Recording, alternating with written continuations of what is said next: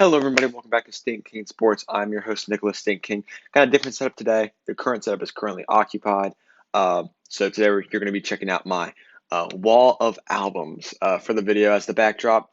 But let's hop into the Sunday and Saturday review. Start off with the Sunday, which is what I paid attention to the most. I'm going to go through each game and discuss who won, obviously, and what I liked and disliked about each game and each team. So the Vikings defeat the Packers 20-22 in the 1 o'clock window on Sunday. Um, the Packers, I feel like, just desperately need offensive help. I mean, defensive help, excuse me. And Dalvin Cook is arguably now a top 3 running back in the NFL. On Sunday, he had 30 carries for 160 yards and 3 touchdowns, as well as 2 receptions for 63 yards and another touchdown. He carried that team on Sunday to the victory, scored every single one of their offensive points. I mean, he was an absolute freak. And Rodgers is not going to win this year with it, get a Super Bowl. The Packers aren't going to get a ring this year if they don't get another weapon, but more importantly, some offensive line help or some defensive help because they can't stop the run on defense, they can't stop the pass, and they can't hold a pass rush on the line. We saw that against Tampa Bay. So the Vikings defeat the Packers. The Packers take another loss, and the Vikings move with 2 wins now in their season. A very disappointing season for many Vikings fans, and the Packers fall to 2 losses on the season. 5-2 are the Packers. The Bengals upset the Titans 31-20. Joe Burrow, honestly, is looking like a veteran quarterback right now. I mean, he's playing with great poise, and without Mixon, he's doing everything he can to win this game. I mean, he has some great offensive targets with Tyler Boyd and AJ Green, but I mean, he looks great right now. I mean, I'm very, very impressed. He hasn't stopped since he got out of college, and he's keeping things going in Cincinnati. And the Titans' defense is just looking horrendous. I'm glad they just picked up Desmond King today. I don't know if you saw that. The Titans did just pick up Desmond King for a late round pick. Um, and I think it's a really good move because they need as much defensive help they can get. Because Clowney has not done anything for them. I'll be completely honest. I was very high on Clowney. I always have, and he just hasn't done anything. It's been very disappointing. And they just can't. The Titans, they just can't keep digging themselves in holes so early. I mean, they keep letting up so many early points that they always try to fight from behind, and it's always too little, too late. And you saw that on Sunday. Burrow, though, absolute monster, was 26 of 37 for 249 yards and 2 touchdowns. Titans take another L. They need to win on next Sunday desperately because their mojo has been stunk a little bit. I mean, they had a great game against the Bills that really impressed me, and then they had a disappointing loss to the Steelers last week, and then this kind of embarrassing loss to this Bengals team who came in with 1 win and 5 losses and a tie. So, Titans, you need to win this upcoming Sunday. The Chiefs beat the Jets 35-9. There's no surprise there. Tyreek Hill and Mahomes have just some sort of magical chemistry, and the Chiefs are just so deadly. Nothing different from my thoughts of the Chiefs from last week and the week before that, and the week before that. I still think they're probably the top dog in the AFC, probably the top dog in the NFL. So, and they had an easy week against the Jets. And I've been discussing this with some friends of mine, friends that are Jets fans and just friends in general, as to why I think the Jets are so bad. And I'm just going to give my thoughts right now. It's because the Jets have no stars on offense or defense to game plan for or against. So instead of having to maybe adjust their game plan, the opposing team, I mean, so take the Chiefs. They have nobody. The Chiefs had nobody to game plan or adjust for on Sunday. No defensive or offensive threats by the Jets. However, so that just means that the Chiefs got to play their brand of football. So that means that the Jets are at the most disadvantage because they're forced to play with how the Chiefs want to play. The Chiefs don't have to adjust to anything. They play how they want to play. And that's why the Jets are so bad. Because they're at a disadvantage because everybody's playing the way they want to play. They're just killing them just because of that. And the Jets are probably going to go 0-16 unless they get some easy team that benches all their starters in Week 17. They're probably going to go 0-16. I don't see how they win a game right now. I haven't checked out the rest of their schedule, but man, oh man, they are just horrible. And Philip Rivers. Let's move on to the Colts. Philip Rivers has an impressive outing as the Colts beat the Lions 41-21. Now that game was really put away with the pick 6 by Matthew Stafford. I had no idea where he was looking. However, Philip Rivers was 23 for 33 yesterday with 262 yards and 3 touchdowns. He had a great game. The Lions, who are hoping to make a playoff push, they still have a chance. It was a big game yesterday. They could have gone to over 500, could have made it 4-3. Instead, they fall to 3-4. And now the Colts, though, a big win for them. They move to 5-2 to tie the Titans for first place record wise in the AFC South. So now we got a little bit of pressure on the Titans. The Colts are trying to make an AFC South title push, and I'm excited to see what happens in the division. I'm very disappointed with the Titans over the past couple of weeks. So, and Philip Rivers, my father's always been a big fan of him. I've always liked him. I thought he was, I think he's a great competitor. So, I like to see how he does the remainder of the year, see if they can win that crown down there in Indianapolis. The Steelers stayed perfect in the game of the day against the Baltimore Ravens. Now, Lamar had his moments yesterday, but once again, he seemed very overwhelmed in a big game against a difficult opponent. We saw that 2 years ago against the Chargers in the wild card round, last year against the Titans. And we've seen it in we saw it against this year against the Chiefs. He just seems to overwhelm in some big games. He had 2 interceptions and 2 fumbles yesterday. However, one of those fumbles would have been a turnover on down, so I'm not going to hold that one against him. So I'll give him 3 turnovers yesterday. He was only 13 for 28 for 208 yards, under 50% passing. That's unacceptable. And his big game struggles continue. However, the defense is looking impeccable. They're insane. They're deadly. They score like nearly every game. They force so many turnovers, and their nitty offense continues to get the job done. So the Steelers 7-0. They're probably going to go 10-0 because they got a very easy schedule. For the next 3 games, I believe it's the Jags, the Bengals, and the Jets. So I don't think they're going to sweat anything for the remainder of these next 3 weeks until they once again face the Ravens on Thanksgiving night, which should be hopefully a very good game if Lamar can actually show up. Moving to the Dolphins, this was a pick for me this weekend. Tua, I didn't pick the Dolphins. I picked the Rams -3.5. But Tua gets us to win in his first start against the Rams, 28-17. I don't think he didn't do much. He only threw for 92 yards and a touchdown. He didn't have to get the job done. I'll give it to him. The defense for the Dolphins have really helped, and their special teams too. They had a punt return for a touchdown. The Dolphins forced 4 turnovers, and McVay refused to move out of 5 wide. And that really killed them because the Dolphins their defense abused that 5 wide situation. They just continue to blitz, and they figured that out so quickly. Game plan against that so well, and that really killed them. And now gives the Dolphins a potential push for the third wild card in the AFC, which I would like to see them do it. Going from a really horrible team last year to a playoff team would be very exciting to see. And I'm a big fan of Tua. I've always felt bad when he got injured, and I loved him ever since he came into that game against Georgia in the Natty to replace Jalen Hurts. So, I'd love to see him. I really like Tua. He's no Burrow as of right now, but I do really like Tua. So I'd be excited to see what the Dolphins can do. The Raiders, however, topped the Browns 16-6 in a very low-scoring, windy, weather-driven game. Josh Jacobs really carried the load for the Raiders for the most part with 31 carries for 128 yards. And the Browns' offense just looked lackluster at best. I mean, they didn't really have anything going. 6 points really says it all. The Raiders moved to 4-3 while the Browns continue to be extremely inconsistent. They fall to 5-3. I can't figure the Browns out. I mean, some weeks, like last week, you're like, wow, the Browns. I mean, although it was against the Bengals, like, wow, the Browns, they may have something cooking. And then this week, they dropped 6 points. So, they're just kind of like, can't really figure them out right now. But the Raiders topped the Browns on Sunday, moved to 4-3. And one of the most exciting games that I didn't think was going to be this exciting, the Broncos topped the Chargers in an impressive comeback in a game-winning drive by Drew Lock, who threw the game-winning touchdown pass to Penn State alumni KJ Hamler. Now, Herbert, who had been playing very well up to this point, became very sloppy with the ball with the lead, which is what we saw in Oregon. I remember I first took note of it against the opening game last year against Auburn, where they had an easy lead, and Herbert threw up some stupid balls and gave Auburn a chance to win that game in Bo Nix's first career college football start. Now, Oregon should have won that game back then, and the Chargers should have won that game yesterday. The Broncos really shouldn't have been given a chance to win, but hey, Drew Lock took advantage of the situation. He got the win, and it was a very impressive final drive.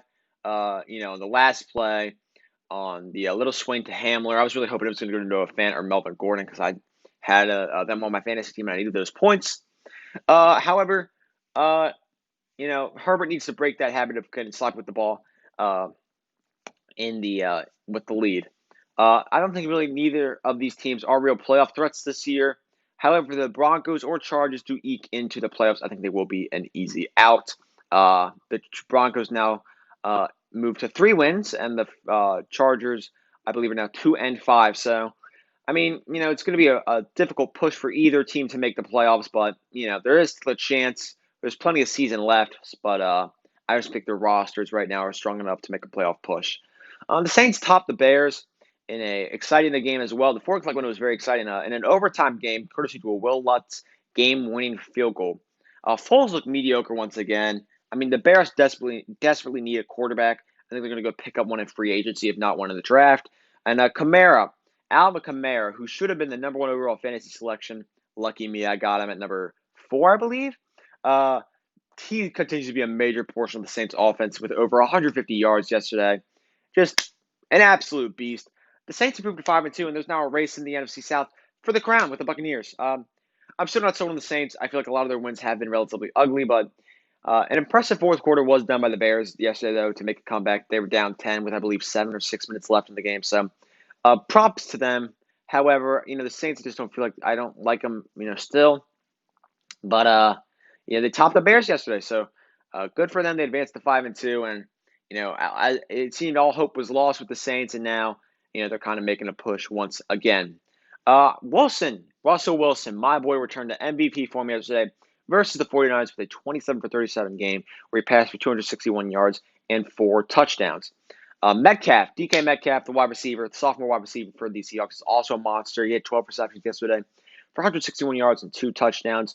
I mean, the Seahawks offense is lethal. Russell Wilson's going to win MVP. He already has 26 passing touchdowns through 7 games. It's absolutely absurd.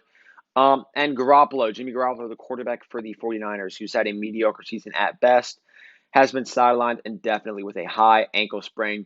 I don't think they lose much with losing him. I think Nick Mullins is pretty much the same as Jimmy Garoppolo. So, I don't really know how that's going to affect the 49ers season. I don't really know if they're going to make the playoffs. I feel like the Cardinals, the Rams, and the Seahawks, all 3 of those teams are going to make the playoffs. But I don't know how if the 49ers will be able to eke themselves in. I doubt it, considering that you have the Buccaneers and you have teams like them, and you have teams, in the you don't have anybody in the East that's going to make it for the wild card. But you could see the Bears push for a wild card. So I feel like the 49ers are not going to make it to the playoffs.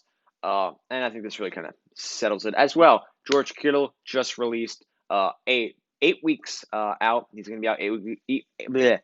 He's going to be out 8 weeks with a broken foot. Glad I got that out. So, yeah, the tough loss for the 49ers there with their top offensive threat. But, it is what it is. I don't think we're going to make the playoffs anyways, as I already expressed. Now, the Sunday night game. Carson Wentz may be the worst quarterback in the NFC East. The worst starting quarterback. Now, Kyle Allen sucks. Like he's horrible. I mean, he's fine, I guess, but he's not a long-time starter. And neither is Carson Wentz. He had 4 turnovers yesterday, 2 interceptions, 2 fumbles, took stupid sacks, and, against the worst defense in the NFL. And he's just atrocious on off. I mean, he's atrocious. I mean, I don't know. All that hype is just gone. People are starting to realize that he sucks. He looked horrible. He really did. The Eagles got the win, but the Washington football team, I feel like is going to win this division. I mean, the Eagles, the entire division sucks. And, the football team now realize that they actually have a chance, and they probably won't go for 2 again to win a game. I like to call it then because I didn't really care, but now I kind of wish that we kicked this point and taken our chances in overtime. However, the Eagles are just horrible, and with that early loss to the football team, I think the football team have a very good chance to win the division, especially with the way Carson Wentz looked like last night. I mean, it's just so pathetic that the football team may win the division, has a very good chance to win the division. So, however, the Eagles are still in first with 3 wins, but man, oh man, they are atrocious. So, and Carson Wentz sucks. They can't wait to get Miles Sanders back, I'm sure. But man, the Eagles' offense is atrocious with Carson Wentz as quarterback. Let's go through college football real fast. Trevor Lawrence, the projected number 1 overall draft pick, is going to be sidelined against Notre Dame with COVID-19. And Clemson barely out. I mean, they were down 28-13 at one point, but they came back to beat Boston College on Saturday. That's a tough loss for Clemson against the 4th-ranked team in the country. I mean, it's going to be – they need that win, and it's they really do need that win. Their defense is going to need to step up. Travis Etienne's going to need to step up. So that should be a great game on Saturday night. I'm really looking forward to it. I'm really looking forward to see how Clemson handles themselves because I feel like with Trevor Lawrence, it would be an absolute blowout. OSU handles Penn State pretty handily in State College in the primetime game on Saturday night. Nothing that I didn't expect, probably nothing that you all didn't expect. Penn State's horrible this year. I mean, they just suck. I watched the first quarter, like, really focused on it, and I just dipped. I mean, after Ohio State scored a touchdown in the first minute 17, I was like, Jesus Christ, it's going to be a long game. And it ended up being so. Ohio State handled them pretty easily. Penn State was really never within a chance to win the game. The score could be a little misleading because they only did lose by, I think, 13 or 12, but they were really never in a prime position to win that game. Michigan State, however, bounces back from an ugly loss against Rutgers to beat number 13 Michigan, really hurting Michigan's chance for a playoff push if they were going to, possibly upset Ohio State. Man, Michigan, Jim Harbaugh, one of the biggest disappointments in college football over the past decade. I mean, they bring him in there expecting to win, probably a natty, by now at least, and they haven't even gotten close. They haven't made it to the playoffs. I mean, they expect probably a playoff by now. They haven't made it to the playoffs. And I mean, just a big disappointment. He's 1-6, I believe, or 1-7 in his 10 years as the Michigan coach against both Ohio State and Michigan State. I mean, just this is so disheartening for Jim Harbaugh. I mean, oh no, excuse me, that's a wrong. So that was for Franklin. Franklin is 1-6 against Ohio State as his head coach. I was thinking about the wrong stat. My bad. However, Harbaugh still, regardless, should have made a playoff by now, and he still hasn't. So I think it's a big disappointment for Michigan fans. West Virginia handles Kansas State in one of my projected upsets. Unranked West Virginia beats number 16 Kansas State. Not much to talk about in that game. It was never really close. Texas upsets Oklahoma. Number 6 Oklahoma State, excuse me. An overtime thriller. I didn't watch that game, but Texas did, as you can guess, come out on top. And Oklahoma State takes their first all season. They fought a 4-1, and probably out of the top 10, you would presume, maybe at number 10, but you would presume out of the top 10. And Alabama shuts out Mississippi State 41-0. Now we're just going to go over my top 5, and then we're going to wrap it up today. At number 1 for college football, I mean. At number 1, I have Alabama. I think just they're the stronger team right now, especially the way Clemson played on Saturday. They're against Boston College. Though they didn't have Lawrence, I still think Bama, with the strength of schedule that they were playing, is the number 1 team right now. Clemson, I do have it too, though. I do think their defense is very strong. I love Travis Etienne. I love Trevor Lawrence. Number 3, I have Ohio State. Another great win against a pretty good opponent at Penn State. I mean, they do suck for they really are disappointing in expectations, but a good win for Ohio State. Georgia, I think, is an absolute monsters team. They have a chance that they're one of the teams that I think they could beat Bama if they played them again. Stetson Bennett IV, my boy, I love that name. I think he has a chance to beat Bama if they play again. And number 5, I got Notre Dame. Since Oklahoma State takes the loss, I think I'm going to put the number 4 team going to the AP poll at number 5.